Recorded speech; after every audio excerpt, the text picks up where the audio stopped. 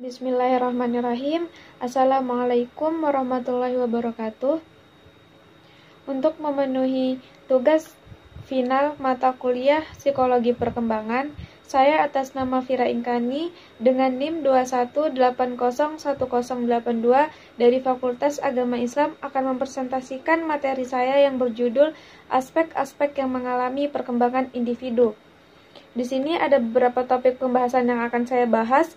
Yang pertama yaitu perkembangan fisik, kemudian yang kedua perkembangan perilaku psikomotorik, yang ketiga perkembangan bahasa, yang keempat perkembangan perilaku kognitif, yang kelima perkembangan sosial, yang keenam perkembangan moralitas, yang ketujuh penghayatan keagamaan, kemudian perkembangan emosional, dan perkembangan kepribadian. Pembahasan yang pertama yaitu perkembangan fisik. Perkembangan fisik anak tidak terlepas dari asupan makanan yang bergizi, sehingga setiap tahapan perkembangan fisik anak tidak terganggu dan berjalan sesuai dengan umur yang ada. Kuhlen dan Thomson mengemukakan bahwa perkembangan fisik individu meliputi 4 aspek. Yang pertama, sistem syaraf, yang kedua, otot-otot, yang ketiga, kelenjar endokrin, dan yang keempat, struktur fisik atau tubuh. Kemudian pembahasan yang kedua yaitu perkembangan psikomotorik. Perkembangan psikomotorik ialah perkembangan kepribadian manusia yang berhubungan dengan gerakan jasmaniah dan fungsi otot akibat adanya dorongan dari pemikiran, perasaan, dan kemauan dari dalam diri seseorang. Ciri khas dari keterampilan motorik adalah otomatisme, yaitu rangkaian gerak-gerik yang berlangsung secara teratur dan berjalan lancar tanpa dibutuhkan banyak refleksi atau berpikir terhadap apa yang harus dilakukan dan mengapa harus mengikuti suatu gerakan. Kemudian pembahasan yang ketiga yaitu perkembangan bahasa. Bahasa merupakan kemampuan untuk berkomunikasi dengan orang lain, di mana pikiran dan perasaan dinyatakan dalam bentuk lambang atau simbol untuk mengungkapkan suatu pengertian, baik lisan, syarat, tulisan, dan sebagainya. Perkembangan bahasa dipengaruhi oleh beberapa faktor. Yang pertama, kesehatan, yang kedua, intelijensi, yang ketiga jenis kelamin dan hubungan keluarga. Kemudian pembahasan yang keempat yaitu perkembangan perilaku kognitif. Kognitif adalah suatu fiksi ilmiah untuk mendeskripsikan perilaku individu yang berkaitan dengan kemampuan intelektual. Ada beberapa teori dalam perkembangan kognitif ini. Yang pertama, teori two factors, teori primary mental abilities, kemudian teori multiple intelligence, kemudian teori thesis of intelligence. Kemudian lanjut pada pembahasan berikutnya yaitu pembahasan kelima, perkembangan sosial. Perkembangan sosial merupakan kematangan dalam hubungan sosial.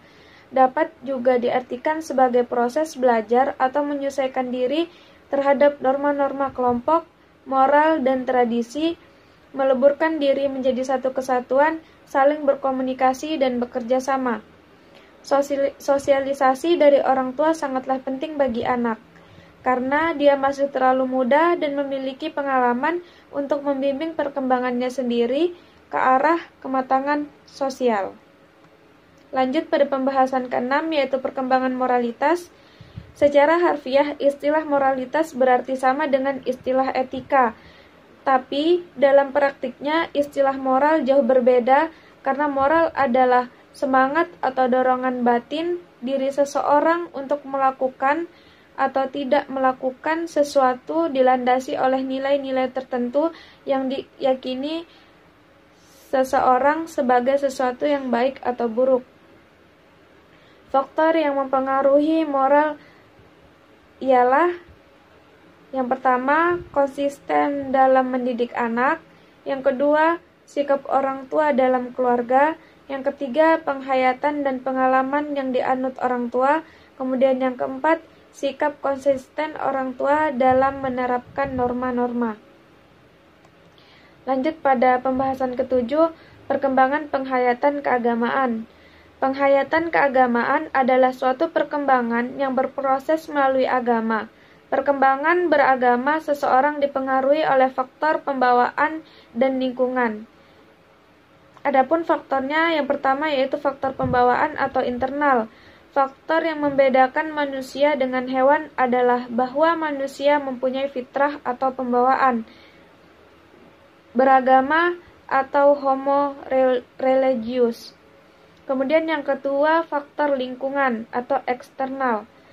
Perkembangan juga bisa terjadi manakala ada dorongan eksternal, yakni lingkungan, keluarga, sekolah, dan masyarakat untuk mengembangkan fitrah manusia dengan sebaik-baiknya.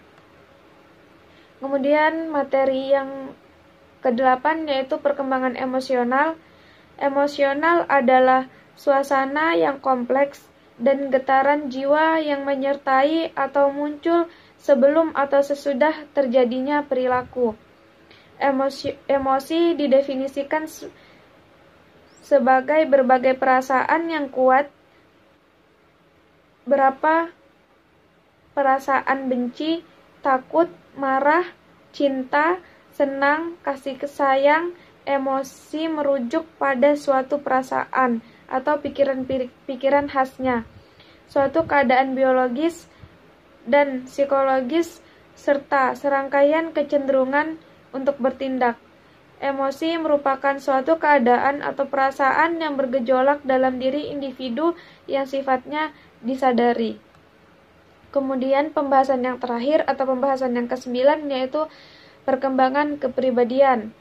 Kepribadian adalah suatu sandiwara yang melalui kedoknya diekspresikan dengan memberikan gambaran manusia tertentu, misalnya pemurung, pendiam, periang, peramah, pemarah, dan sebagainya. Faktor yang mempengaruhi kepribadian. Yang pertama, fisik, kemudian yang kedua, intelijensi, yang ketiga, keluarga, keempat, teman sebaya, dan yang terakhir, kebudayaan. Baik, mungkin itu saja pemaparan materi yang bisa saya sampaikan. Kurang dan lebihnya saya mohon maaf. Terima kasih. Assalamualaikum warahmatullahi wabarakatuh.